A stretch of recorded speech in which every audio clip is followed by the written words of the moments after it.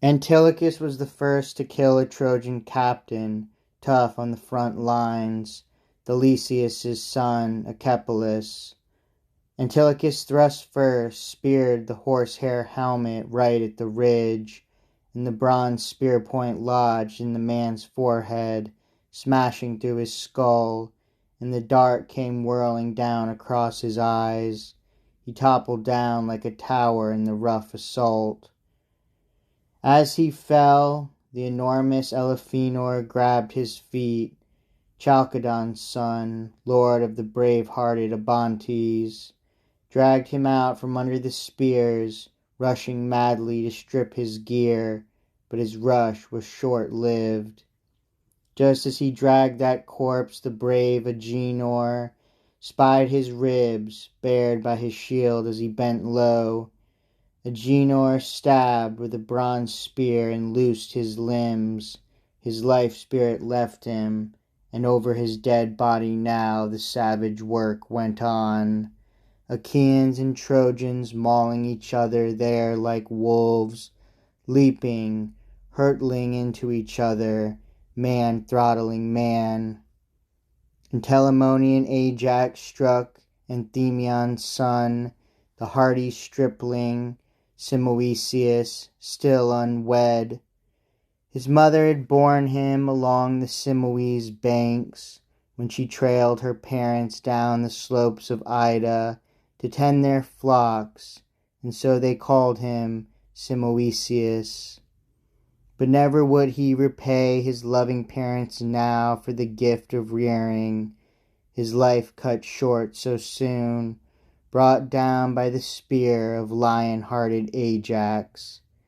At the first charge he slashed his right nipple, clean through the shoulder went the brazen point, and down in the dust he fell like a lithe black poplar, shot up tall and strong in the spreading marshy flats, the trunk trimmed, but its head a shock of branches.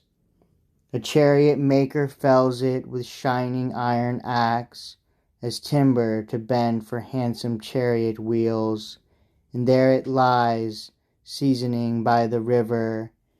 So lay Anthemion's son, Simoeisius, cut down by the giant royal Ajax.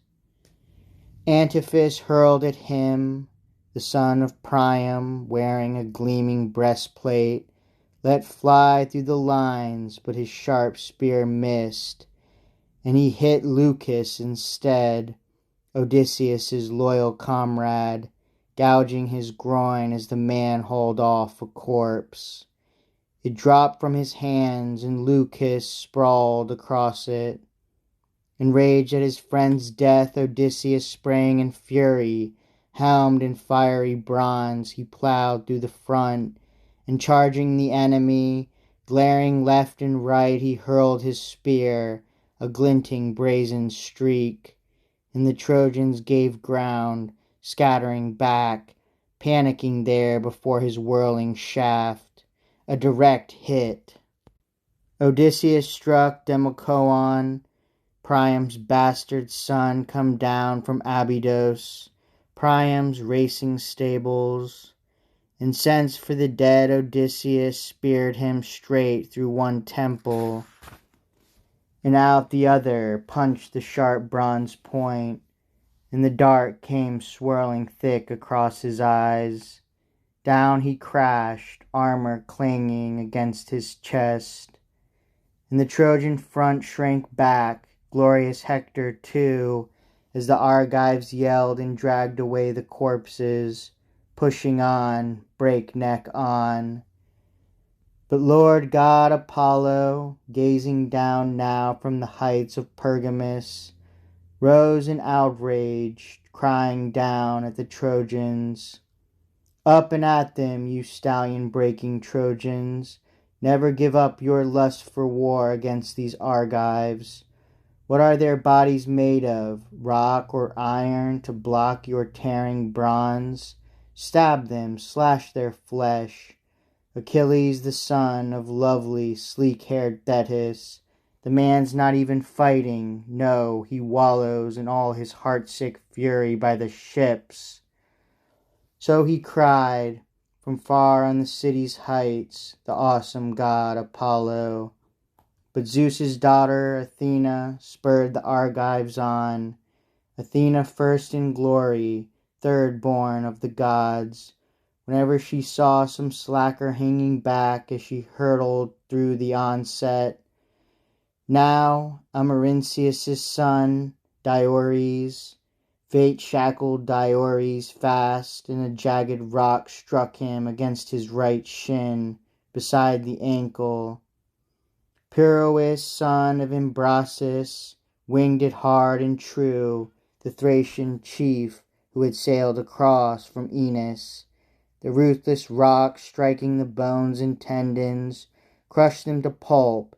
He landed flat on his back, slamming the dust, both arms flung out to his comrades, gasping out his life. Pirous, who heaved the rock, came rushing in and speared him up the navel, his bowels uncoiled, spilling loose on the ground, and the dart came swirling down across his eyes. But Pirous, Aetolian Thoas, speared him as he swerved and sprang away, the lance head piercing his chest above the nipple, plunged deep in his lung.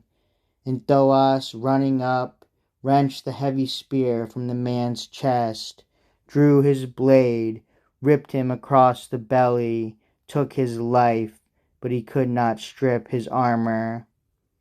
Look!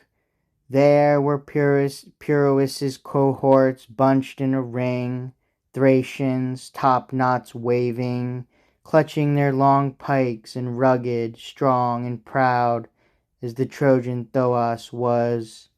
They shoved him back, he gave ground, staggering, reeling, and so the two lay stretched in the dust side by side, a lord of Thrace, a lord of Epeans, armed in bronze, and a ruck of other soldiers died around them.